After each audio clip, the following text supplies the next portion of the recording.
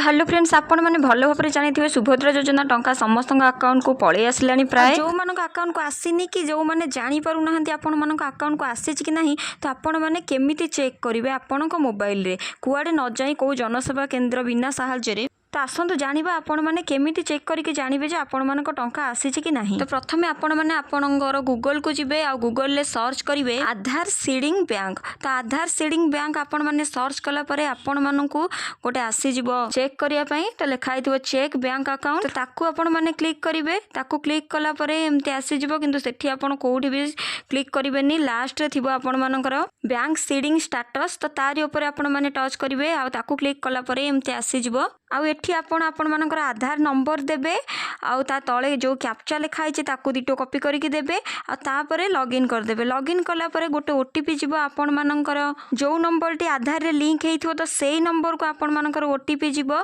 आउ सेही number OTP आनी कि आपण माने देई देबे। तापरे जो अकाउंट रे आपण मानकर टंका आस्थिबो सेही अकाउंट टी आपण मानकर लॉगिन हेइ जीवो सेठी।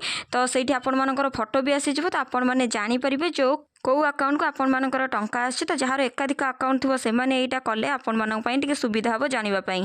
तो आज वीडियो जदि भल लागि थाए लाइक शेयर कमेंट करियो को जमाई भूलिबेनी।